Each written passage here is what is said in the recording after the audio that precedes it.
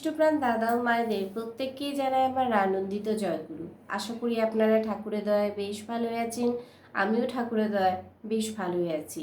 প্রত্যেক দিন শ্রী শ্রী ঠাকুরের সত্যানুসরণ গ্রন্থ, নারীর নীতি, তারপরে পুণ্যপুঁথি, কোনো কোনো সময়ে অনুশ্রুতি গ্রন্থ ইত্যাদি এবং আলোচনা প্রসঙ্গ থেকে ইত্যাদি গ্রন্থ থেকে আমি বাণী পাঠ করি এবং তার একটু ব্যাখ্যা করার চেষ্টা করি। প্রত্যেক দিন ভিডিওর আমার মূল উদ্দেশ্য এটাই থাকে। তো আপনারা প্রত্যেক দিন আমার ভিডিওগুলো শুনছেন, দেখছেন, কমেন্টস করছেন এবং আশা করি আপনাদের ভালোও লাগছে, সেই জন্য আপনারা শেয়ারও করছেন। আমি সবার কাছে খুব কৃতজ্ঞ, আপনারা ঠাকুরের কথা শুনছেন এবং তা শেয়ার করছেন। আমি চাই ঠাকুরের কথাগুলো শুনে সবার কাছে যাতে পৌঁছে যায়, তা শেয়ারের মাধ্যমে আপনারা অবশ্যই সবার কাছে পৌঁছে দেওয়ার একটু চেষ্টা করবেন এবং আমার এই ভিডিওগুলো স্কিপ না করে একটু শুনবেন এবং ভিডিওর শেষে অবশ্যই কমেন্টস করে আমাকে একটু জানাবেন আমি যে বাণী পাঠের ব্যাখ্যাগুলো করছি, আমি যতটুকু বুঝছি ততটুকু যে ব্যাখ্যাগুলো করছি তা সঠিক হচ্ছে কিনা।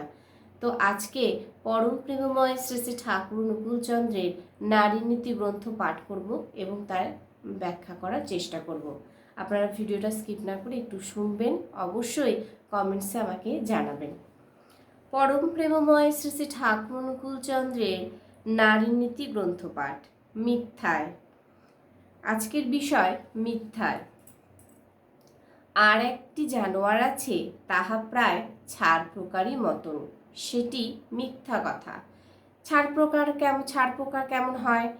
তাই ঠাকুর বলছেন আরেকটি জানোয়ার আছে, তাহা প্রায় ছাড় প্রকারই মতন, সেটি মিথ্যা কথা। মিথ্যা কথা একটা বিশাল একটা বাজে কথা, সেটা কিন্তু ছাড় পোকার মতন। তারপরে ঠাকুর কি বলছেন, ইহা একবার স্পর্শ করলে যদি একটু প্রশ্রয় পায়, ঝাঁকে ঝাঁকে বাড়িয়া যাবে। একবার যদি স্পর্শ করা যায় বা ছোঁয়া যায়, যদি একটু প্রশ্রয় পায়, সেই মিথ্যা কথা যদি একটু প্রশ্রয় পায়, তাহলে কি হবে? ঝাঁকে ঝাঁকে বেড়ে যাবে, ঝাঁকে ঝাঁকে বাড়িয়ে যাবে। তখন মানুষ তোমার কাছে আসিতেও ভয় পাইবে, বিশ্বাস করিবে না। মানে মিথ্যা কথাটা এমন ঝাঁকে ঝাঁকে বেড়ে যাবে, যার ফলে কি হবে? মানুষ আসতেও ভয় পাবে এবং বিশ্বাস তো দূরের কথা, মানুষ বিশ্বাস তো করবেই না, আসতেও ভয় পাবে। চরিত্রটি জর্জরিত হইয়া কালাজ্বরের রোগীর মতন একদম সর্বনাশকে আলিঙ্গন করিবে। কালাজ্বর কেমন হয়? কালাজ্বর যেমন ঘুসঘুসনি জ্বর, ভেতর ভেতর জ্বর হয়, ঠিক তেমনি চরিত্রটাও ঠিক তেমন হয়ে যাবে। আমাদের চরিত্রটাও ঠিক তেমন হয়ে যাবে যদি আমরা মিথ্যা কথাটাকে প্রশ্রয় দিই বা মিথ্যা কথা যদি আমি বলি। মিথ্যা কথা কালোজগের রোগীর মতন একদম সর্বনাশকে আলিঙ্গন করবে। ভালো তো কিছু হবেই না, বরং সর্বনাশের দিকে আলিঙ্গন হবে। ইহার একটি উত্তম ঔষধ, এমন কথা অভ্যাস করা। একটা উত্তম ঔষধও আছে। কি ঔষধটা সেটা? ইহার একটি উত্তম ঔষধ, এমন কথা অভ্যাস করতে হবে যাহাতে মানুষের কোনো প্রকারই অমঙ্গল না আনিতে পারে, অহিত না ঘটাইতে পারে। ঔষধটা কি? এমন কথা অভ্যাস করতে হবে যে যাতে অমঙ্গল না আসবে এবং কোনো অহিত যেন ঘটাতে পারবে না। শেষে দেখিতে পাইবে সত্যই এত আছে যে মানুষের জীবনযাপনে অবস্থার সংঘাতে মিথ্যার কোনো প্রয়োজনীয় হয় না। একবার সাধিয়া দেখো।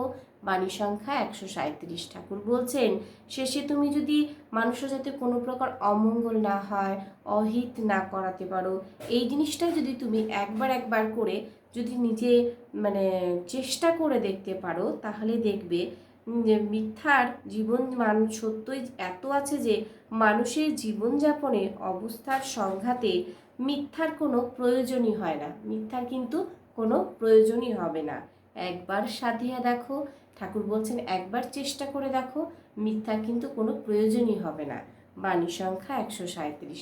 ভিডিওটা ভালো লাগলে অবশ্যই একটু শেয়ার করবেন আর সবার কাছে যাতে পৌঁছে যায় সেই জন্য আপনাদের কাছে বারবার করে আমি অনুরোধ করছি। আর সবাই ভালো থাকবেন, সুস্থ থাকবেন, ঠাকুরকে মাথায় নিয়ে চলবেন। আবার দেখা হচ্ছে আরেকটি ভিডিও নিয়ে। জয় গুরু।